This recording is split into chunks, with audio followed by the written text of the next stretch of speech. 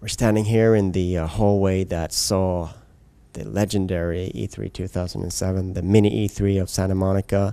We're at the Fairmont in Santa Monica, and we've both been to a couple of pre-E3 events here in Santa Monica, and you've been playing Civilization Beyond Earth, a game that I've been waiting for ever since Alpha Centauri came out, which was a very long time ago. How is it Civilization, and how much Civilization does it feel like it is? It feels exactly like Civilizations. It's like if you have played any Civilization, of course especially the last ones, because it's built on the pretty much same engine and the same premise. Not the same premise, of course. This has a little bit more futuristic setting. Of course, new planet, new dawn for the mankind, and all that glorious stuff. But you can easily just jump in, and you don't have to really relearn to ride the bike.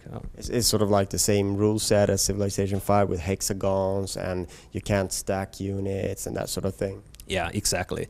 And it's like exactly from the beginning. You just I got to play.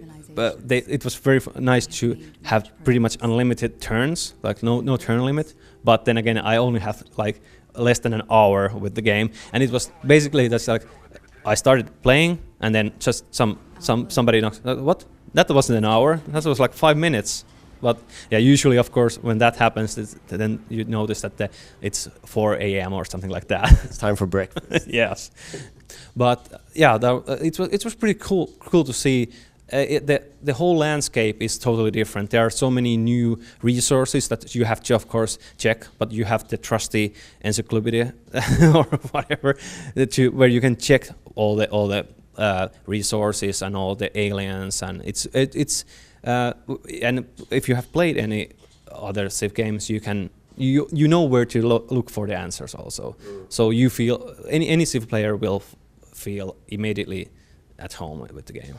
So one thing that I noticed when it was announced was that they pressed a lot of the sort of how you customize your faction when you start out playing. Did they let you play around with that in any way? Yeah, well, of course there are quite many layers. Of course there's the technology, which is pretty different. It's not a technology like progression like before. It's like a web.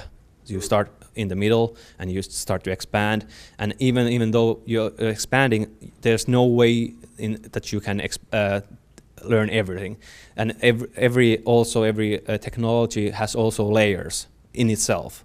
So basically you can just like, even in the first ones, you just like, okay, I want to go that way, but wait, I need to this. Even the first has like 2 layers, which are pretty cool to have. But then again, there are choices. Do I want those range units immediately after the first one, or do I want to try to set my base up first really well? And after that, of course, every unit has upgrades. It's not just only those veteran upgrades that you can just pick, but there are like levels of progression, and you can add those. It's a very popular perks like system that you can. There are tiers of perks, and you can even when we start gaining technologies and points to your affinity, then you just start to rack up. Of course, that comes a little bit later. In my game time, I just like barely touched the first one, so they are definitely meant for the long haul. So the time scale here, we're a few, maybe 100 years in the future or something like that. How's the progression of the game? Is it like the turns are half a year or a year, or how's it sort of evolving, or is it accelerated as you move on, or is it staying at the same pace? It's pretty level paced. I actually didn't notice any like a year counter in it. So they're definitely trying that's not the focus of the time. Like it was of course easier in the old Civ games because it was through history, and it gave you like a sense of eras and all of that. Yeah, well, this time it's more like when you are playing a single player game, the other factions, other human factions, start arriving after you. So basically, it's you're first you are started alone, and then you start and immediately when they land, they'll greet you. So there's no like waiting time for that. You don't have to find them first. You just like there's a now base on the same continent, and then you're just like now I have to deal with those guys, and of course because they have different personalities even more. There are eight leaders, and each one has different personality and different kind of how they prepare for the mission, because of course they are all representatives of different factions from Earth. They have like different technologies that they can pick in, but they can still even the AI chooses them according to their personality. So they are not different. They can be different, which is of course refreshing. And also the quests will be of course a really big new thing in the game. So this intrigues me. Does this mean that the AI will sort of make sort of strategic decisions on where to drop your enemies to sort of spoil your plans of domination? Will that happen sort of? Because of course when you're playing Civilization, painting the map is sort of like part of the game, and it's something that you want to do. You want to take these strategic positions and you want to cut off things of the landmass. So I can imagine that that's sort of that they can mess with the player a little bit when they do that. Yeah, and there's definitely going to be more. The distances won't matter that much in the new game, of course, because you can. I didn't get any air units, but I did already in the first hour get orbital units. So basically, there's whole another layer, because you can send satellites to the orbit. And for example, I picked a very basic upgrade or a orbital vessel that cleared out the green poisonous air from a certain area. So, but of course, you can if you want to fight your neighbors more, you can get like weapons there also. But there's a completely another like view, so you can see those orbital stations. And of course, like if the tables have been turned, you have to be able to shoot them down before they come and just blast you from the orbit. Sounds interesting. It's like, because of course Alpha Centauri was pretty much Civilization on another planet, and you had the various fun factions, and you had the sort of the sentient hive mind planet that you eventually unveiled. Did they talk anything about alien life and what you encounter on this planet? Did you encounter anything? Well, yeah, there was a lot of plant and animal life already there, and it was pretty aggressive. I started on a place that has a lot of very nasty critters going around. So my first response was of course blast them all to hell, and it was nice to have like immediately have some kind of resistance, and it seemed much more fleshed out than just barbarians. So and they did the developers did promise that they would behave like if you piss them off, they'll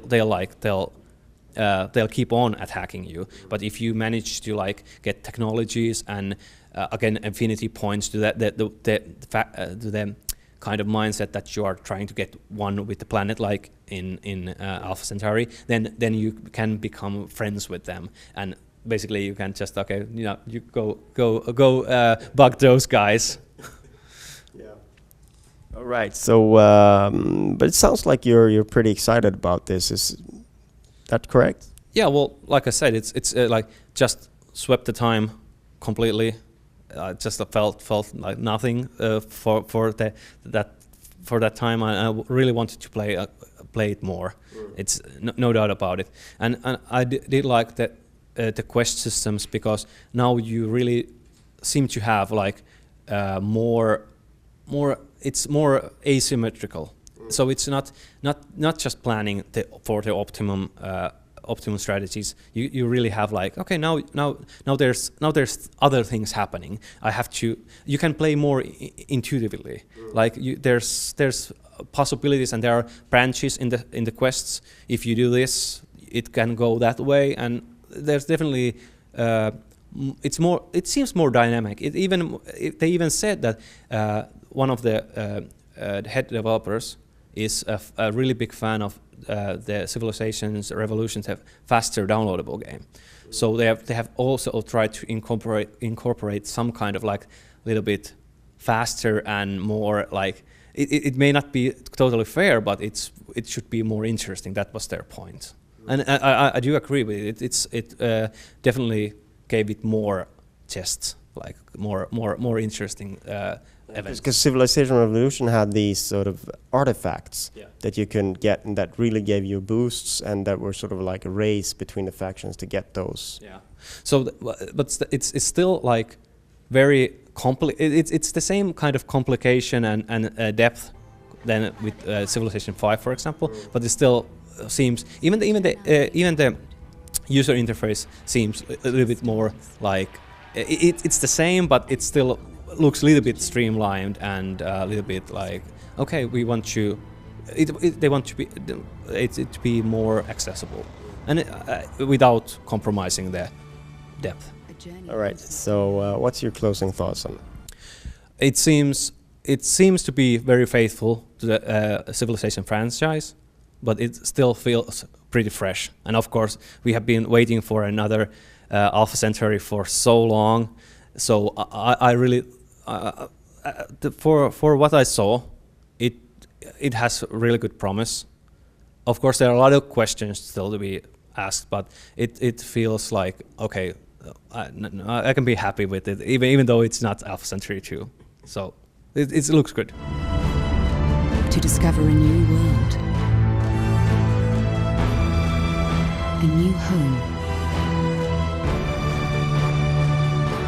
a new beginning for mankind.